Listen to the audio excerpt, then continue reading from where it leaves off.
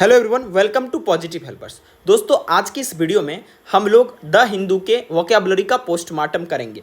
दोस्तों, आप लोगों में से बहुत लोगों का रिक्वेस्ट है कि सर आप इसका एडिटोरियल और बहुत सारे जो इन्फॉर्मेशन आते हैं उसे आप एक वीडियो में रिप्रेजेंट कीजिए। तो दोस्तों, पहले वोकैबुलरी का सेशन देख लेते हैं जिसमें हम डेली द हिंदू के वोकैबुलरी चर्चा करते हैं, फ्रेजल वर्ब्स को चर्चा करते हैं, इडियम्स एंड फ्रेजेस को चर्चा करते हैं, कन्फ्यूजिंग वर्ड्स को चर्चा करते हैं, स्पेलिंग टेस्ट, ग्रामर डिस्कशन भी हम लोग कर लेते हैं daily.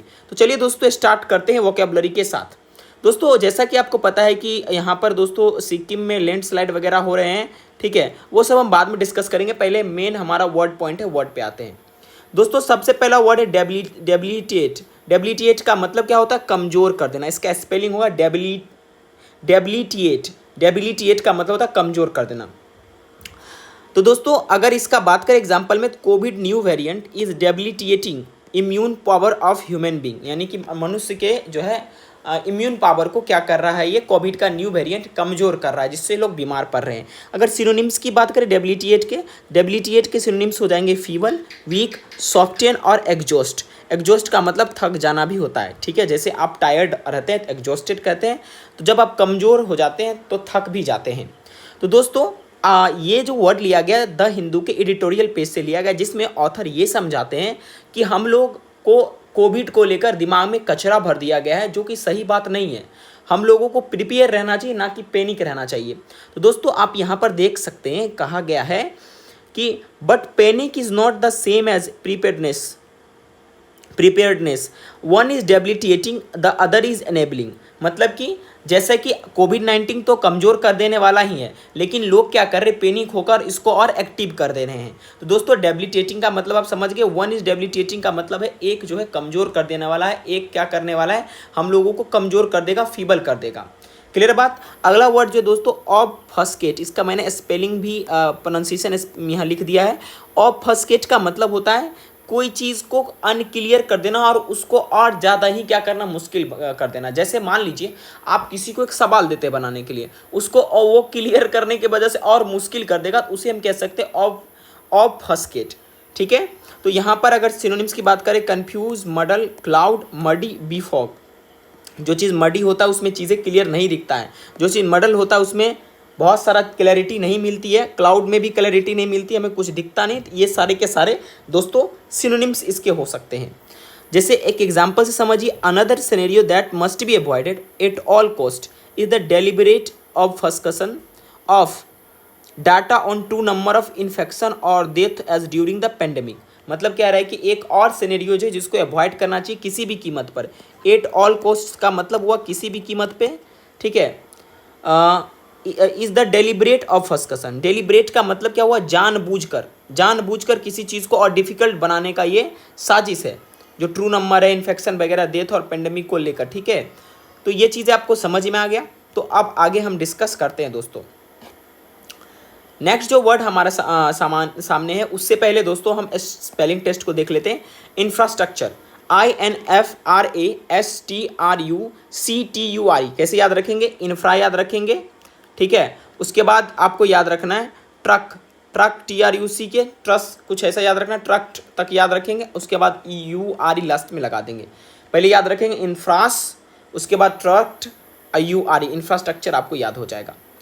One word substitution discuss कर लेते। एपिडेमियोलॉजिस्ट। एपिडेमियोलॉजिस्ट का मतलब क्या होता है? देखो, एपिडेमियोलॉजिस्ट माने एपिडेमिक होता है, उसी से बना एपिडेमियोलॉजिस्ट। इसका मतलब वो व्यक्ति होते हैं जो कि बीमारी के बारे में पढ़ते हैं, कैसे बीमारी कहाँ पाया गया, कैसे फैला, इसको कैसे कंट्रोल किया जाए, उसे दोस्तों हम कह सकते हैं एपिडेमियोलॉजिस्ट, है ना।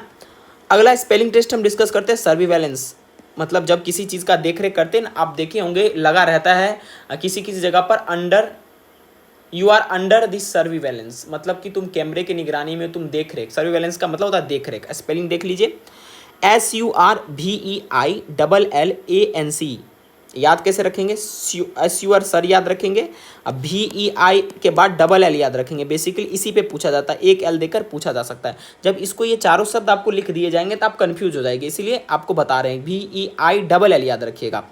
और ये CDS में पूछा हुआ वर्ड है, SSC में पूछा हुआ वर्ड है।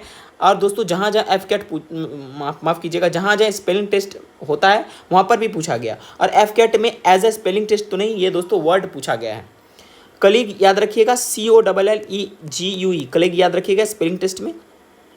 एक और वन वर्ड सब्स्टिट्यूशन को डिस्कस करते हैं। जैसे आपको मैंने बताया था डेमियोलॉजिस्ट, तो उसमें आपको मैंने बताया था कि ये व्यक्ति जो है ये डॉक्टर चंद्रकांत लहरिया, ये जो है एक एपिडेमियोलॉजिस्ट है। एपिडेमियोलॉजिस्ट मतलब फिजिशियन है, एपिडेमियोलॉजिस्ट है, हेल्थ एक्सपर्ट है।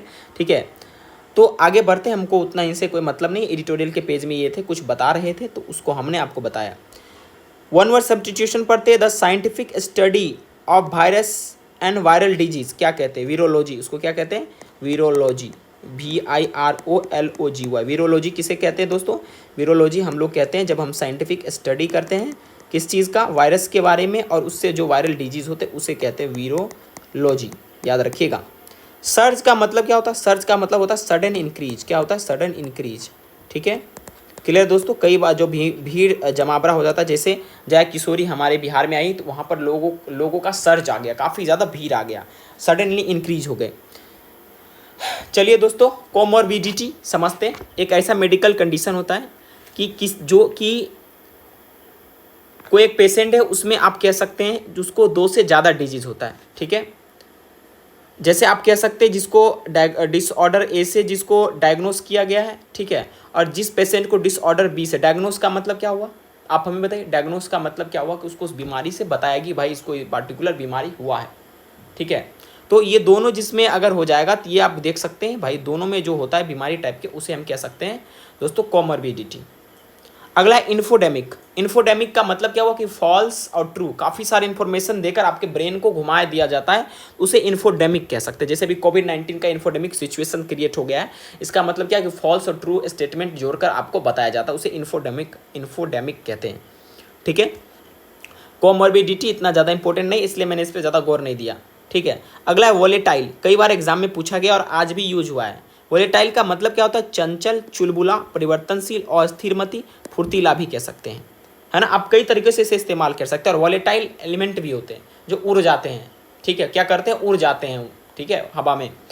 तो सिनोनिम्स की बात करें, जो अनस्टेबल होगा, अनप्रिडिक्टेबल होगा, मर्क्यूरियल होगा। मर्क्यूरियल का मतलब क्या होता है, जिसका दिमाग भुकचुक करते रहता है, उसको मर्क्यूरियल कहते हैं। फ्लाइटी होगा, इरेटिक होगा, जो सन की टाइप का होगा, और फीकल, कमजोर होगा, उसे वोलेटाइल हम कह सकते हैं। याद रखिएगा, जैसे अगर आपका वोलेटाइल पर्सनालिटी है, आप चंचल पर्सनालिटी के होंगे, आप एक्टिव होंगे, फुर्तीला होंगे, या अगर कोई इसको गलत तरीके से इस्तेमाल कर सकता है तो ये भी बोल सकता है कि योर पर्सनालिटी इज मर्क्यूरियल, यानी कि तुम अस्थिर माथा का नहीं हो, तुम अस्थिर मति को, तुम्हारा जो बुद्धि है वो हमेशा स्थिर नहीं रहता। अगला वर्ड है वो ट्रॉन्च। ट्रॉन्च का मतलब क्या होता है, कोई बड़ा सा चीज़ है, कोई बड़ा सा चीज़ का कोई पोर्शन। ठीक है, खास करके मनी का, ये मनी के साथ भी यूज हो सकता है, लेकिन किसी बड़े चीज़ का कोई एक छोटा सा पोर्शन भी ट्रॉन्च हम कह सकते हैं। ठीक है, अगला वर्ड डिस्कस करते हैं दोस्तों। देखिए, आप इस ट्रॉन्च को कई जगह इस्तेमाल कर भी सकते हैं। जैसे अभी आप बेसिकली देखेंगे तो हमारे जो डोनाल्ड ट्रंप जी हैं, ये जो क्वाड है उसमें मतलब उसके फर्स्ट ट्रॉन्च, यानी फर्स्ट ट्रॉन्च का मतलब फर्स्ट पोर्शन का जो सिग्नेचर है वो करने वाले हैं। ठीक है, तो दोस्तों इस पे ज़्यादा हम ध्यान नहीं देंगे, हम आगे डिस्कशन करते हैं दोस्तों, आपको समझ में धीरे धीरे करके आने लगेगा। एस्प्रॉल का मतलब क्या होता है कि जो एक बहुत लार्ज एरिया को कवर करता है, खास करके ज़मीन के लार्ज एरिया को, उसको एस्प्रॉल कहते हैं, है ना। तो दोस्तों आप यहाँ देख सकते हैं, आसानी से आपको समझ में आएगा। देखिए, we have all the necessary ingredients a sprawling 11,098 kilometre coastline. तो मतलब कि ये बेसिकली चर्चा किया जा रहा है भारत और किसी और देश के साथ व्यापार के लिए, और जो मतलब स्पीकर वो कहते हैं कि हमारे इंडिया का स्प्रॉलिंग कोस्ट लाइन है, यानी हमारा भारत को जो तटीय रेखा है वो बहुत ही विस्तार है, फैला हुआ है, कवर कर रहा है एक लार्ज एरिया, खास करके 11,098 किलोमीटर। ठीक है, तो इंडो पैसिफिक रीजन में एक ये महत्वपूर्ण भूमिका निभाता है। ठीक है, तो ये बताया गया है। तो सिनोनिम्स की बात करेंगे, स्ट्रैगलिंग कह सकते हैं। स्ट्रगल का मतलब क्या होता है, स्ट्रगल का मतलब होता है भटक जाना, अलग हो जाना, और एक और मीनिंग होता है जब कोई चीज़ बेढंगेपन से उधर उधर उग जाता है तो उसे हम स्ट्रैगल कहते हैं। जैसे आपके सर पे बहुत सारे बाल अगर आ जाए बेढंगे तरफ से तो आप कह सकते हैं स्ट्रैगलिंग हेयर, ठीक है, वो हेयर जो है स्ट्रैगलिंग है। अगला जो वर्ड है वो है टेरेस्ट्रियल। टेरेस्ट्रियल का मतलब क्या होता है दोस्तों, जो ज़मीनी वाला होता है उसे टेरेस्ट्रियल कहते हैं। स्पेलिंग टेस्ट की चर्चा करें, TERRESTRIAL, टेरेस्ट्रियल हम कह सकते हैं इसे, ठीक है दोस्तों। आज बहुत आवाज़ हो रहा है तो मैं माफ़ी चाहता हूँ, वीडियो में बनाने में उतना एबल नहीं हो पा रहा हूँ तो, लेकिन फिर भी मैं वीडियो बना रहा हूँ, ठीक है, कोई नहीं। अगला है एबोमिनेबल। एबोमिनेबल का मतलब होता है वेरी सैड और शॉकिंग को हम एबोमिनेबल कह सकते हैं। एबोमिनेबल किसे कहते हैं, जो कि बहुत ही शॉकिंग हो, बहुत ही सैड हो, उसे हम एबोमिनेबल कह सकते हैं, ठीक है दोस्तों। आई होप आपको ये समझ में आ रहा होगा। तो दोस्तों आप सिनोनिम्स की बात कर सकते हैं, हॉरेबल कह सकते हैं, टेरेबल कह सकते हैं, ऑफुल कह सकते हैं, ड्रेडफुल कह सकते हैं, लॉथसम कह सकते हैं, डिस्गस्टिंग। आप ये कह सकते हैं भाई अभी जो एबोमिनेबल सिचुएशन है, अभी जो शॉकिंग सिचुएशन है उसे कंट्रोल किया जा सकता है।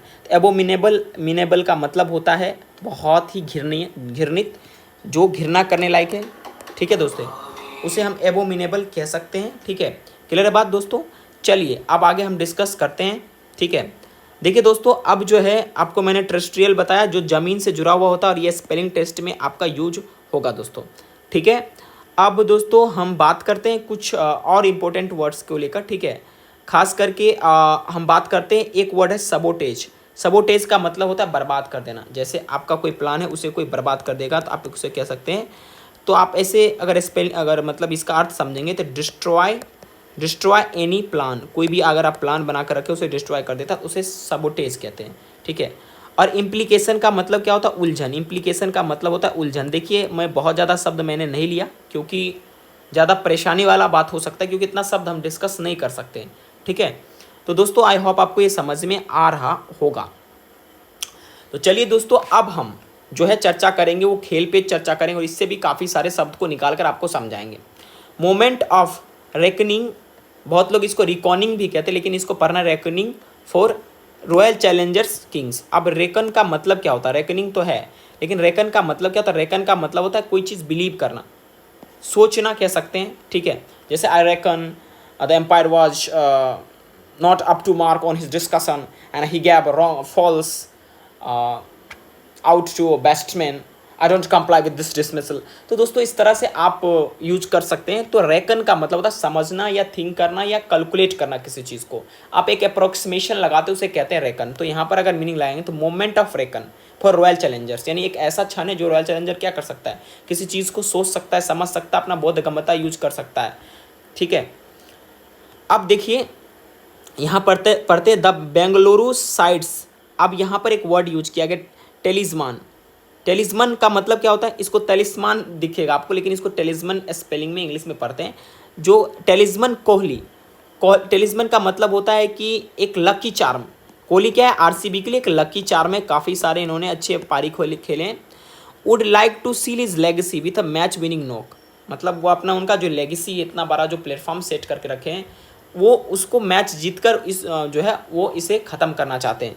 If Punjab outfit turns up a full tilt it is near unbeatable A high scoring game on the cards. तो दोस्तों ये गेम क्या हो सकता है, हाई स्कोरिंग हो सकता है, राइट। अब दोस्तों कोरोनेशन का मतलब क्या हुआ, कोरोनेशन का मतलब इधर लिख देते हैं CORONATN का मतलब हुआ, इसका मतलब हुआ राज तिलक। क्या होगा, तो भाई आज किसका राज तिलक होगा, आज किसको ये मिलेगा, खास करके ये जो कप है किसको मिलने वाला है, ठीक है। आज कप नाम दे, किसके नाम से होगा आज ये कप, ठीक है। तो दोस्तों history beckons as royal challenger Bengaluru and Punjab kings attempt to break new ground here on Tuesday, ठीक है। मतलब यहाँ पर क्या है दोस्तों, अब यहाँ पर बेकन का मतलब क्या होता है कि कोई जो जेस्चर है। तो यहाँ पर दोस्तों हिस्ट्री जो है इस जेस्चर को देखने वाली है, ठीक है, किसके, रॉयल चैलेंजर बेंगलुरु और पंजाब के बीच में जो आज का जो मुकाबला होगा एक नया इतिहास लिखाएगा। ब्रेकिंग न्यू ग्राउंड हेयर का मतलब, ब्रेक न्यू ग्राउंड का मतलब होता है एक न्यू हिस्ट्री लिखना। एक इडियम से ब्रेक न्यू ग्राउंड, इसका मतलब होगा एक नया इतिहास लिखना, राइट अ न्यू हिस्ट्री, ठीक है। क्लियर है बात दोस्तों। चलिए आगे डिस्कस करते हैं। Now into the 18th edition of IPL the wait for the maiden title has been long and painful for RCB in PKBS. देखिए मैडन का मतलब क्या होता है, यहाँ पर मैडन का मतलब होगा फर्स्ट टाइटल क्या होगा, न तो आरसीबी कोई टाइटल जीता है, ठीक है, और ना ही किंग्स 11 पंजाब। मैडन का मतलब हुआ फर्स्ट, ठीक है, जैसे आप कभी मैडन स्पीच देते हैं, फर्स्ट स्पीच देते हैं, ठीक है। A glorious new chapter will be written at the Narendra Modi stadium for one of the two combatants. तो दोस्तों यहाँ पर देखिए एक नया चैप्टर लिखा जाएगा, कहाँ पर, नरेंद्र मोदी स्टेडियम। एक पेज और लेने दीजिए, नया चैप्टर कहाँ लिखा जाएगा, 1 मिनट दोस्तों। न्यू चैप्टर कहाँ पर, नरेंद्र मोदी स्टेडियम में। यहाँ पर एक वर्ड यूज किया गया, that is one of the two combatants. दोस्तों याद रखिएगा, वन ऑफ द के बाद हमेशा हम सुपरलेटिव डिग्री यूज करते हैं, और उसके बाद दोस्तों नाउन आता है तो नाउन प्लुरल में, और वर्ब हम सिंगुलर में लेते हैं, ठीक है। ये ग्रामर का रूल है, ये कभी चेंज नहीं होता। वन ऑफ द के बाद अगर आया तो वन ऑफ द के बाद द फिक्स है, द के बाद सुपरलेटिव डिग्री अगर यूज हुआ तो सुपरलेटिव डिग्री आएगा, नॉन प्लुरल में आता है, और वर्ब हमेशा सिंगुलर में आता है। यहाँ बस यहीं तक यूज किया, देखिए वन ऑफ द टू लिखा है, कॉम्बिटेंट्स यानी कि नाउन आपका प्लुरल हो गया। For Virat Kohli loyal to RCB from very origins of the tournaments, Tuesday presents another chance to set the record straight. दोस्तों कह रहा है जब विराट कोहली जो है ना, बहुत शुरुआत से ही क्या है कि इसके प्रति समर्पण है, आरसीबी की तरफ से खेल रहे हैं, ठीक है।